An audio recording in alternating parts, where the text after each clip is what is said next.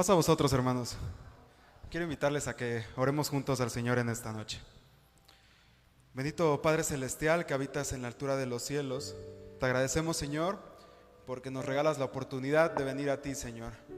Gracias, Padre, porque entre nuestras actividades, Señor, entre nuestros trabajos y entre el día a día, Señor, entre el cansancio, tú nos regalas la posibilidad de venir a encontrarnos contigo y darnos paz, Señor.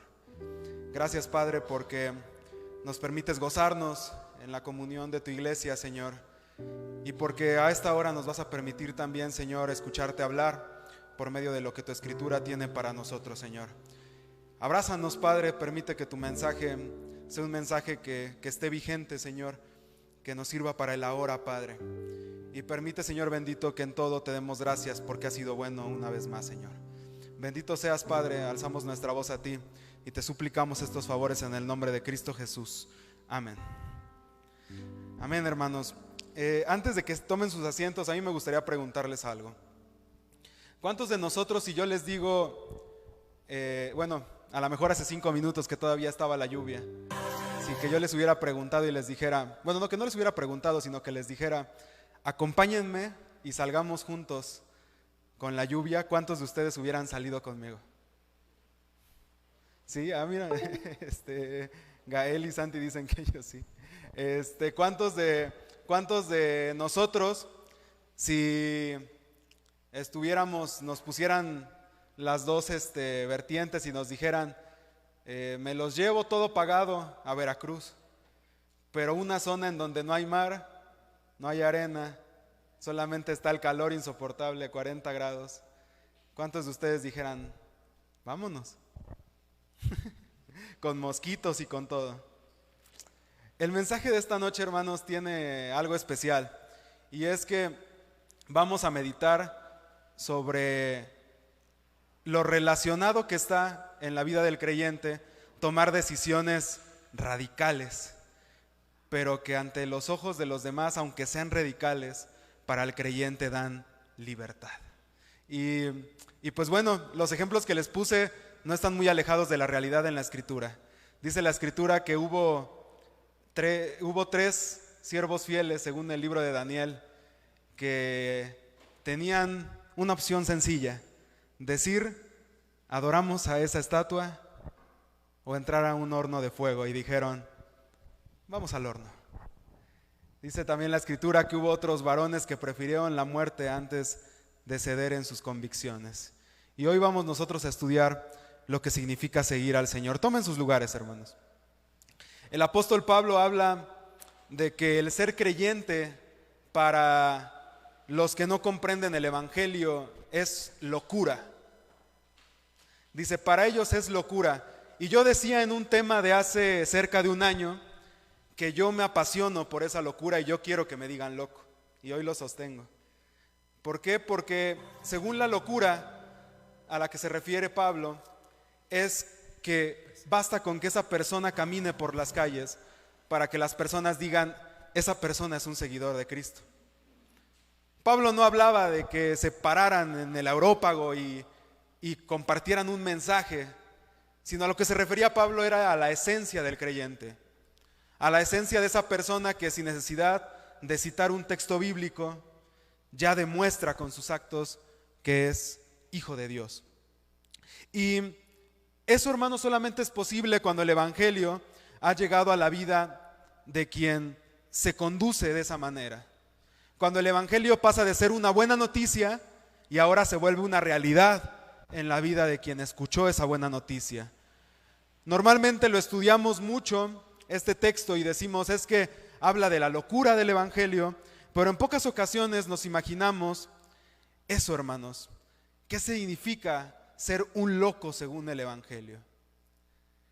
Y creo, hermanos, también que esto tiene mucho que ver quizá con la forma en la que nosotros se nos fue entregado a la mayoría el evangelio. La mayoría lo recibimos heredado todavía de papá, mamá. No tuvimos que luchar por una fe en el que viniéramos de una fe distinta y que hoy tuviéramos que transformar nuestro pensamiento, nuestra conducta, nuestras tradiciones, nuestra forma de hablar, porque nacimos con la bendición de estar en un hogar que ya conocía de Jesús. Y eso, hermanos, a donde yo quiero llegar en esta apertura del mensaje, es que hay una invitación con este tema, y es a comprender que una vez que se abraza el Evangelio, nosotros estamos ante la puerta de poder ser llamado amigo seguidor de Cristo. Y digo yo amigo seguidor de Cristo porque ustedes van a ver ahorita con un video que vamos a poner que Jesús no se conforma con tener seguidores. Jesús no se conforma con que uno se tatúe en la boca su nombre, sino que Jesús busca tener amigos en su nombre. Y el video que vamos a poner, hermanos, es prácticamente el texto bíblico que vamos a leer como cita bíblica de esta noche. Entonces, en unos segundos vamos a ver el video, hermanos. Dice la palabra de Dios así: y pasando Jesús de allí, vio a un hombre que estaba sentado en el banco de los públicos tributos, el cual se llamaba Mateo, y le dijo: sígueme. Y se levantó y le siguió. Y aconteció que estando él sentado a la mesa en casa, he aquí que muchos publicanos y pecadores que habían venido se sentaron juntamente a la mesa con Jesús y sus discípulos. Y viendo esto, los fariseos dijeron a sus discípulos: ¿por qué come vuestro maestro con los publicanos y con los pecadores? Y oyéndolo Jesús les dijo: los que están sanos no tienen necesidad de médicos, sino los enfermos. Anden pues y aprendan qué cosa significa misericordia quiero y no sacrificios, porque no he venido a llamar justos, sino a pecadores al arrepentimiento. El video, hermanos, que acabamos de ver es de una serie que se hizo muy viral hace unos años, y que se llama Los Elegidos. Es una serie en el que el personaje principal no es Cristo, sino son los escogidos.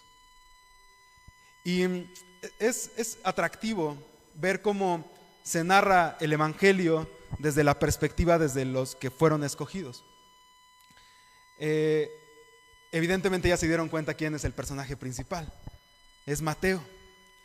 Y a mí lo que me impresiona, hermanos, es que con estudio podemos darnos cuenta por qué el personaje que interpreta a Pedro le dice: hey, ¿estás seguro de a quién estás llamando? ¿Por qué los demás dicen: ¿lo vas a hacer? Decían los diálogos que no alcanzamos a escuchar al inicio. Decían, le dice el soldado: tus padres tendrían que estar orgullosos de tu inteligencia. Y él dice: no, porque piensan que he pecado contra Dios. En aquel entonces, hermanos, los judíos que servían al reino romano eran huérfanos por decisión de los padres vivos. Circulaban por las calles y eran escupidos, vociferados, eran peor que la nada, peor que los adúlteros y que los verdaderos pecadores. ¿Por qué? Porque se tenía esta idea de que aquel que servía a los que los tenían oprimidos entonces había traicionado el pacto de Dios, estaba oprimiendo a sus hermanos.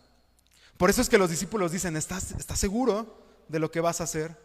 Por eso se sorprenden los fariseos y dicen: ¿qué hace vuestro maestro sentado a la mesa con esa escoria?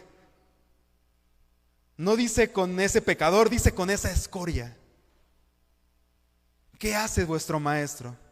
Y vamos a tener la oportunidad, hermanos, de ir meditando un poquito veloz sobre los versos bíblicos. Hablar, hermanos, sobre lo que coloquialmente comprende la sociedad cuando les decimos que somos cristianos, es hablar sobre un sinfín de términos que pocos son positivos. Platicaba hace poco con mi papá y él me decía que en una plática con sus compañeros de trabajo hablaban sobre de qué religión eran. Y cuando tocaban el tema, dice, yo y un hermano, un compañero que es pentecostés, decíamos: nosotros somos cristianos. Lo primero que sacaba el discurso a la mente era: ustedes son religiosos. Y si no era el término religioso, ustedes son fanáticos. Y si no era el término fanático, ustedes son conservadores.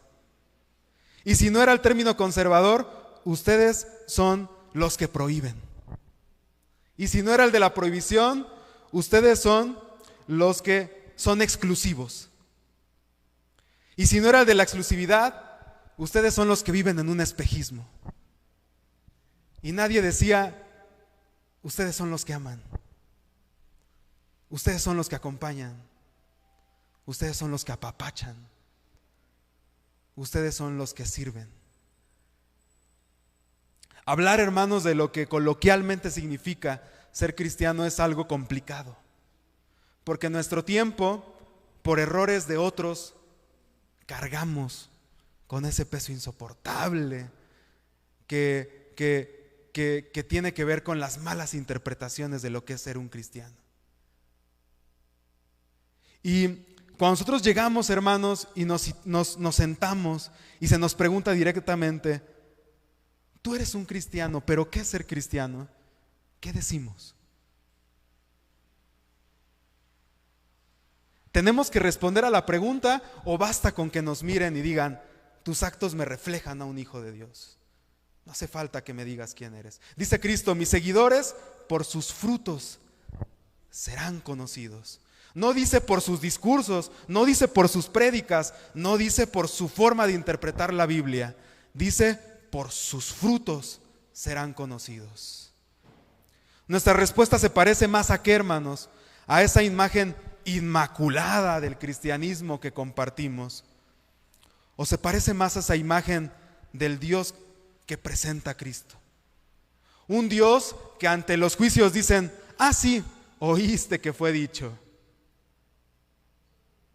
mas yo te digo lo contrario.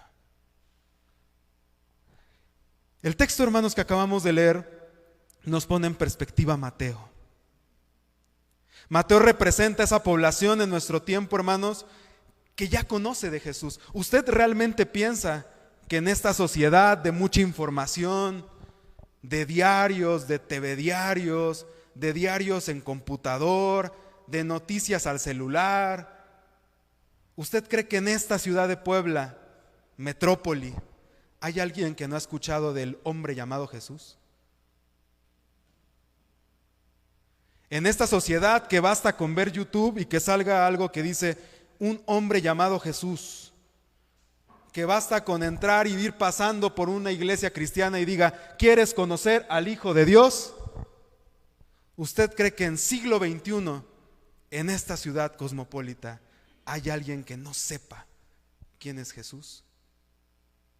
Las personas han escuchado de quién es Cristo, pero el Cristo de los eslóganes, el Cristo de las prédicas en internet, el Cristo que llena conciertos cristianos de 100,000 personas, no es el Cristo que puede saciar su vida, porque ese Cristo está lejano a ellos, es exclusivo, como dicen los que juzgan, es solamente de un día a la semana, es solamente de 3 horas de servicio el día de reposo, es solamente de quien sabe leer la Biblia.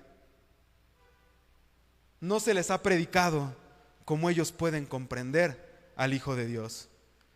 Y Mateo representa esa ciudad. Mateo sabe perfectamente que hay un hombre que está haciendo grandes cosas en la ciudad. Mateo trabajaba para el gobierno, hermanos. Mateo no era alguien que estaba debajo de una piedra. Seguramente le han de haber contado, oye Mateo, ¿escuchaste que hay un hombre que está haciendo milagros? Y Mateo dice él mismo en su libro que tenía tradiciones. Un hombre con conocimiento, un hombre inteligente, superior en cuanto a intelecto a los demás. Yo me imagino que él ha de haber dicho, pues, quiero conocerle. Y es bonito, hermanos, ver cómo en la vida de ese hombre que trabajaba para el gobierno, que es meticuloso en su trabajo, existe una transformación radical y poderosa aparte, hermanos. ¿Qué dice la Escritura? ¿Qué es lo único que le dice Cristo a Mateo? Lo identifica por su nombre primero.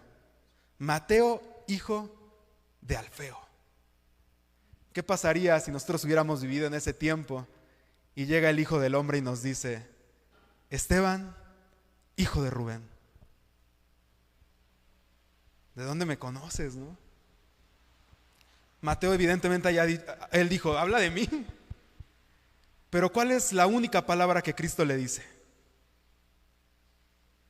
Sígueme.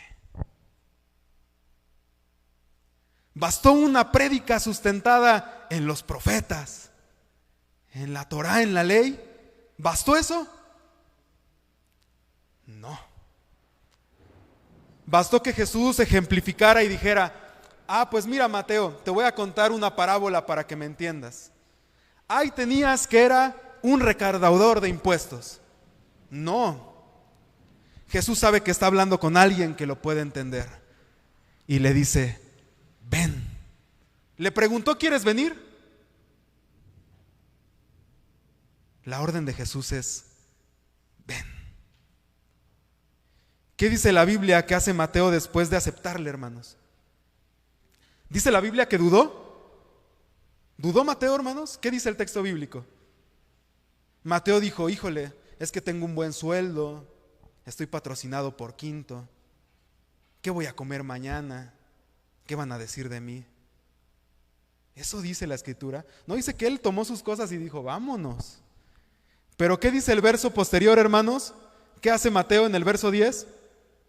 Dice, y aconteció que estando él sentado a la mesa en casa, he aquí que muchos publicanos y pecadores que habían venido se sentaron juntamente a la mesa con Jesús y sus discípulos. ¿Qué hizo Mateo? Hizo una cena. ¿Celebró? Qué chistoso, hermanos. En serio, pónganse en el contexto. Mateo está siendo juzgado, hermanos. Mateo le está diciendo, la población, estás loco. ¿Cómo vas a dejar tu trabajo de miles de monedas de plata seguramente? Mateo se están burlando de él. ¿Y Mateo qué hace? Vamos a celebrar. Vamos a comer. Vengan todos juntos a celebrar que hoy formo parte del grupo del Hijo de Dios. ¿Y qué dice la Escritura? Que Mateo invita a sus amigos, hermanos. Dice, se sentó a la mesa con otros cobradores de impuestos. Mateo dijo, si yo fui aceptado, los que son como yo también. Vengan todos juntos. ¿Y qué hace Jesús? Vengan, siéntanse a la mesa de Mateo. Vamos a celebrar hoy. ¿Qué decía Pablo al inicio que decíamos? Que para quien recibe el evangelio a la vista de los que no entienden qué es locura. ¿Cómo puede un hombre ante la vista de la sociedad dejarlo todo por decirle al Hijo del Hombre, yo quiero ir contigo? Hermanos, a mí me impresiona. Me impresiona ver cómo ese personaje, hermanos, decide darle un giro de 180 grados a su historia. No era como los otros. Los otros eran pescadores, estaban acostumbrados a una vida ruda. Mateo estaba acostumbrado a lo mejor, hermanos.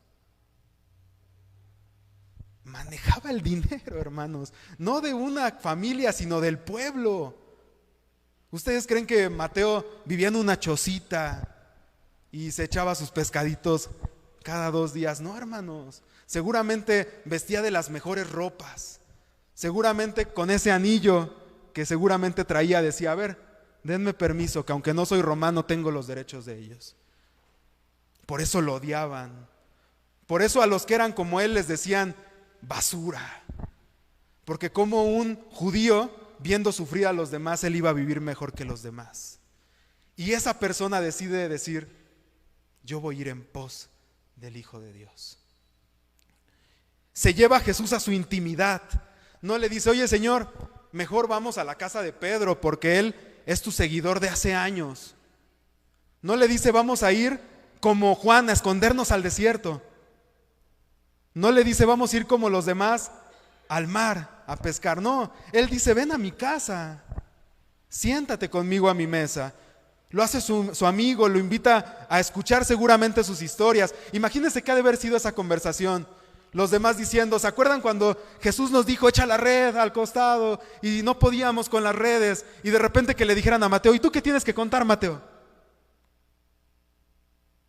Y Mateo incómodamente seguramente viendo a los demás como de, no pues pues yo cuento dinero, ¿no?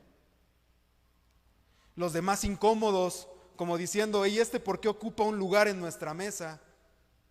¿Y por qué nosotros no podemos aceptar a este que nos traicionó tantas veces? Pero el Hijo de Dios me dice que yo lo acepte.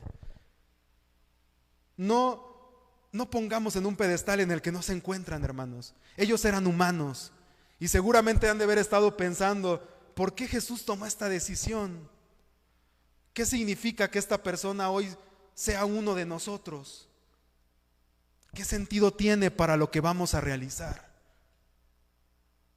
Pero al invitarlo, hermanos, esta persona también permite que los demás hermanos comprendan lo extasiado que está de haber sido elegido por Jesús. Yo no sé qué hubiéramos hecho nosotros. ¿Hubiéramos hecho una celebración, hermanos?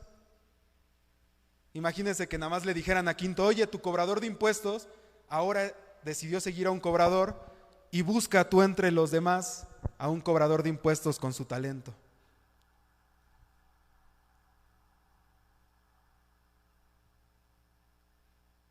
Imagínense que ha de haber sido para esta persona saber, no, pues es que a mi maestro le gusta caminar por Jerusalén. Me los voy a estar encontrando seguido a estos cuates. Imagínense lo incómodo, a lo mejor los primeros días. Pero estamos hablando de una persona, hermanos, que lo cambia todo. Y esa persona es Jesús. Y luego, hermanos, como en todo relato bíblico de los evangelios, una buena decisión trae consecuencias negativas ante los demás que no comprenden lo que significa ser parte del evangelio. Dice el verso 11 que los fariseos tienen envidia. No lo dice así, pero básicamente es lo que sienten. ¿Qué hace tu maestro sentado con esos perdedores? Traducción al lenguaje superactual: tu maestro es un perdedor. Tu maestro se sienta con los que son iguales a él. Dice que es profeta. Dice que es ungido. Y se sienta a la mesa de los que no tiene que compartir mesa. Y la escritura es sutil, porque no dice que Jesús se entromete en la plática, sino dice Jesús estaba escuchando. Esto están opinando de mi decisión. Jesús le dice, yo les quiero decir algo. Yo vine a tener cenas con la escoria del mundo. Aquí podríamos acabar el tema, hermanos. Jesús dice, yo vine a sentarme a la mesa de los que ustedes llaman perdedores. Yo vine a darles de comer a los que ustedes no aceptan en su mesa. Con los inmerecedores de Dios, con los que celebran mi presencia en sus vidas. Hermanos,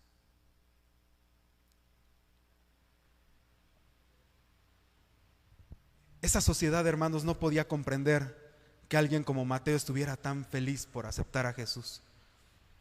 Y Jesús dice, a personas como esta vine a rescatar, que ya me estaban esperando, estaban así, ya habían escuchado hablar de un hombre, de un Galileo que hace milagros, y solamente necesitaban que llegara y le dijera, hola, Moisés, hijo de Ángel, aquí estoy, ven, vámonos, es momento de que vengas en pos de mí, deja lo que estás haciendo, vámonos. Jesús estaba ahí esperando ese momento ansiosamente, y Jesús les da el remate, hermanos, y les dice, vayan y aprendan, porque ustedes no saben nada.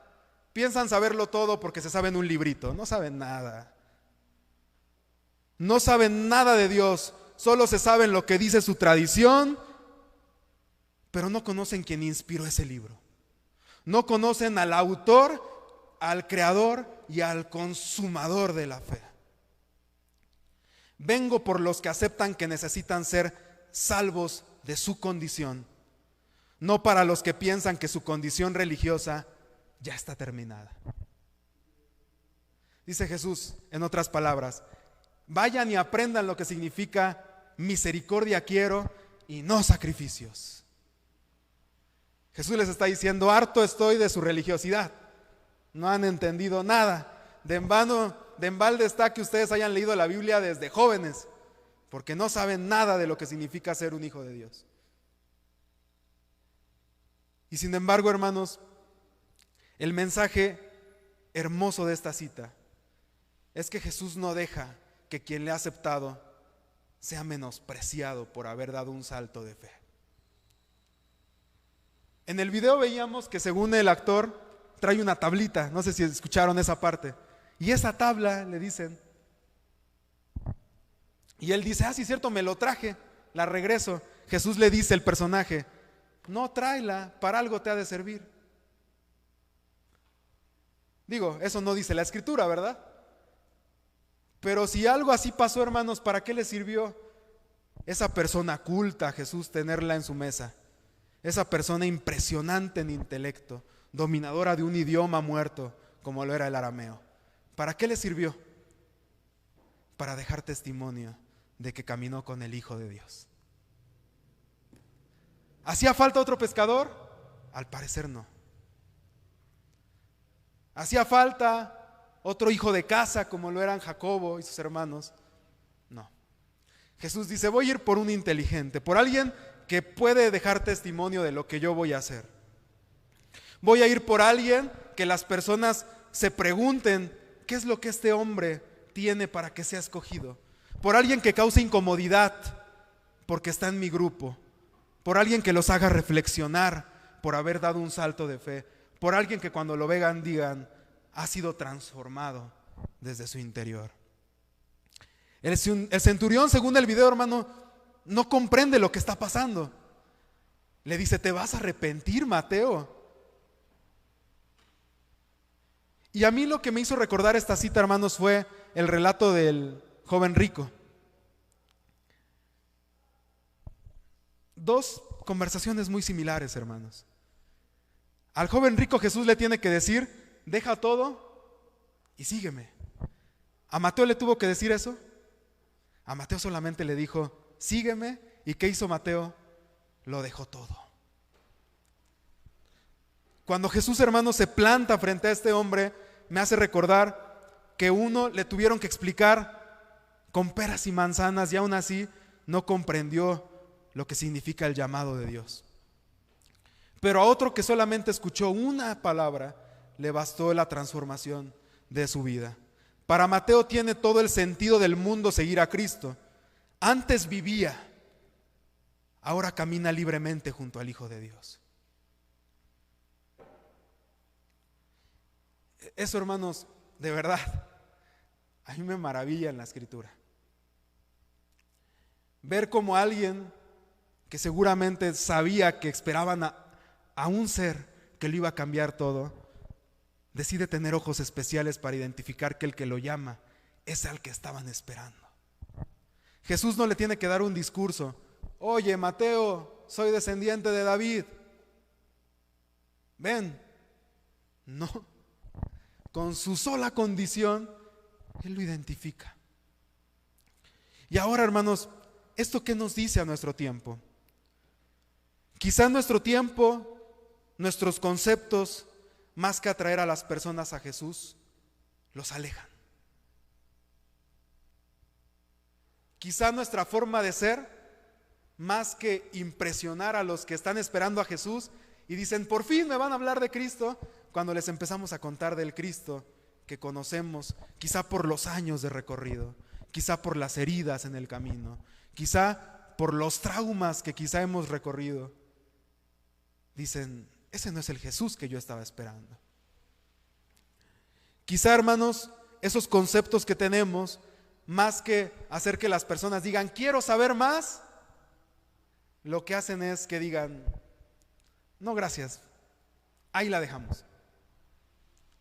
Si quieres hablamos de otra cosa, nos echamos un café mañana, pero en cuanto a este tema, no más.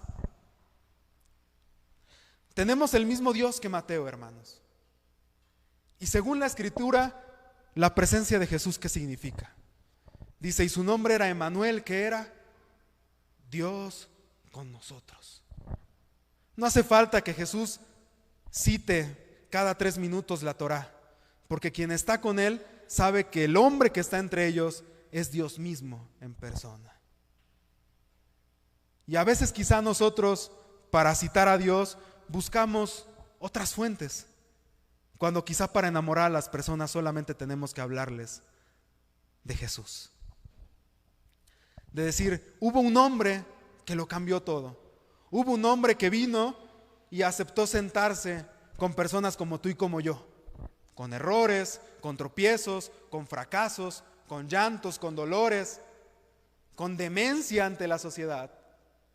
Pero ese hombre dijo, sí, acá hay un lugar para ti, te puedes sentar conmigo. Cuando celebramos bautizos, hermanos, ¿qué significa el comer con los que están alrededor de nosotros? ¿No también nosotros celebramos porque uno de los nuestros ha aceptado a Cristo? Ahora imagínese tener esa fiesta cada 8 días, cada 15 días, una vez al mes. Imagínese lo que sería el estar maravillado constantemente porque alguien ha conocido a Cristo en persona. ¿Ustedes creen, hermanos, que si Jesús pudo convencer a Mateo, también en nuestro tiempo pueda convencer a los que han dicho en algún momento, yo no quiero saber nada de Él, yo no quiero escuchar de Dios, yo no quiero nada con la iglesia, yo no quiero nada con esos religiosos, con esos exclusivos, con esos etcétera, etcétera, etcétera? ¿Ustedes creen que si llegamos y le decimos, oye, disculpa, quizá a lo mejor otros te vendieron algo que andaba medio distorsionado por ahí? Yo te vengo a hablar no de iglesia, no de religión, no de tradición, no de doctrina. Te vengo a hablar de Jesús. Te vengo a hablar de alguien que lo transforma todo. De alguien que cuando lo aceptas, libera tu mente y tu corazón. Lo cambia todo y lo transforma todo. Porque las cosas viejas pasaron. Porque ahora las cosas son hechas nuevas. Y porque una vez que te tomas de su mano, no te va a soltar jamás. Entonces, hermanos, no perdamos tiempo. Presentemos a ese Jesús. A ese Jesús que lo cambia todo. A ese Jesús que lo transforma todo. A ese Jesús que lo libera todo.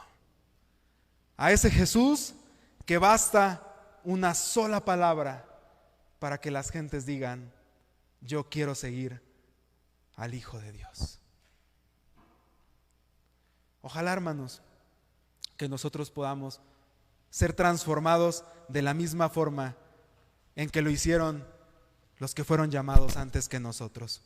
Y para concluir, hermanos, mi mensaje, hay una alabanza escrita por un cantante que se llama Evan Kraft. Y él escribe una alabanza llamada Tu mirada. Y escuchaba recientemente en un podcast con un pastor español que se llama Alex San Pedro, y él platicaba y decía, cuando escribí esa canción, yo me encontraba en peligro de muerte.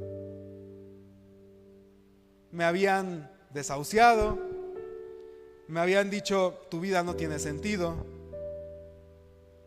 ¿por qué no le dedicas tiempo a tu curación? Pero a la vez que yo iba entrando en ese recorrido, yo también iba iniciando mi carrera como cantante. Y dije, ¿voy a frustrar un ministerio que Dios ha puesto en mis manos?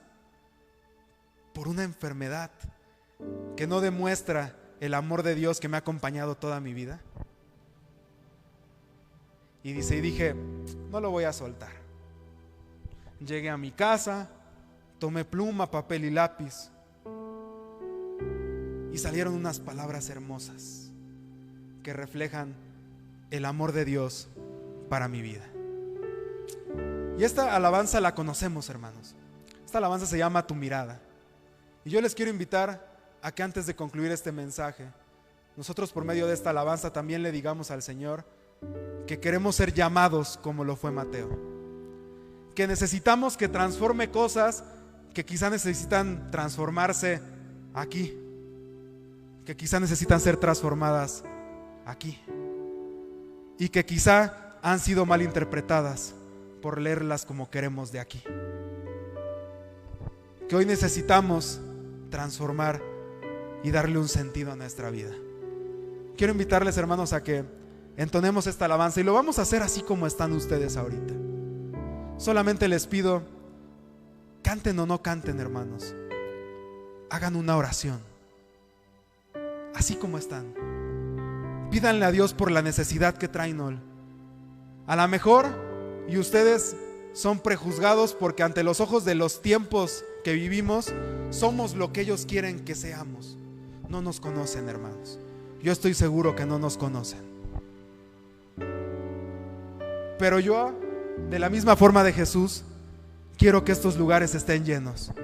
No de los que ya conozco, no de los que hace 5 años tomaron una decisión y dijeron, no quiero saber más. Si llegan, bendito sea Dios. Pero yo quiero ver este lugar lleno de los que jamás imaginamos que estuvieran aquí. De los publicanos de nuestro tiempo, de los ignorados por nuestro tiempo, de los ninguneados de nuestro tiempo, de los pobres de nuestro tiempo. Y si usted es uno de ellos, pídale a Dios que lo transforme, que Él haga la buena obra. Señor, alzamos nuestra voz a ti en esta noche, Padre, y queremos darte gracias, Señor, porque después de un largo recorrido en esta semana, tú has renovado tu pacto de amor con nosotros un día más, Padre. Gracias, Señor, porque evidentemente no somos merecedores de sentarnos a tu mesa, Señor. Tenemos defectos, tenemos cargas, Señor, que nos permiten experimentar lo pesado, Señor, que quizá en unos momentos, Padre, es seguir viviendo, Padre. Hemos cometido errores que han lastimado quizá a otras personas, nos han lastimado también, Señor. Hemos dado una mala imagen quizá en algunas ocasiones de tu evangelio. Pero hoy, Señor, tú has venido a decirnos que quieres seguir conformando tu squad, Señor, de seguidores. Que no te conformas con los que ya forman parte de la línea de scrimmage, Señor. Que tú quieres seguir teniendo seguidores fuertes, preparados, Señor, para lo que este mundo quiere confrontar contigo, Señor. Y nosotros, Señor, queremos ponernos el casco y el equipamiento necesario para pelear, Señor, ese partido que aún no está decidido, Señor. Quizá algunos cargan lesiones, Padre, pero hoy nosotros queremos que tú nos restaures, Señor. Ya has escuchado las oraciones de los que estamos aquí reunidos, Señor. Permite, Padre, que sea cual sea la carga, esa carga se quede aquí, Señor. Tú prometiste y lo dijiste muchas veces, que las cargas son para olvidarse, Señor. Que en ti nuestros problemas tienen descanso, que tú nos transformas, Señor. Y hoy queremos ser transformados, Señor. Que si nuestra idea del cristianismo es pesadez, es eso que nos da pena contar, hoy tú nos hagas ver la cara amable, Señor. La cara que siempre tuvimos que haber conocido. La cara de ser llamados hijos de Dios y hermanos de Cristo Jesús. Abrázanos en tu amor, Señor. Permítenos ser verdaderos seguidores tuyos. Y que cuando las personas nos vean, Señor, no digan, ahí está Esteban, hijo de Rubén. Ahí está Moisés, hijo de Ángel. O Gadiel, Señor, hijo de Saulo. Sino que las personas digan, ahí está Adriana, hija de Dios. Mayra, hija de Dios. Raquel, hija de Dios. Y permítenos ser transformados en tu gracia, ser transformados en tu amor. Y que juntos, Señor, podamos celebrar esta noche, porque tú lo has hecho una vez más, Señor. Porque nos has traído con ojos de amor y nos has permitido ser acariciados en tu nombre. Padre, queremos seguir disfrutando de ti, Señor, por medio de las alabanzas. Queremos seguir disfrutando por medio de ti en este día de reposo. Así que solo resta, Señor, decirte que nos abraces y que no dejes de permitirnos sentir tu presencia. Bendito seas, oh Dios. Te agradezco todo en el nombre de Cristo Jesús. Amén. Dios nos bendiga, hermanos.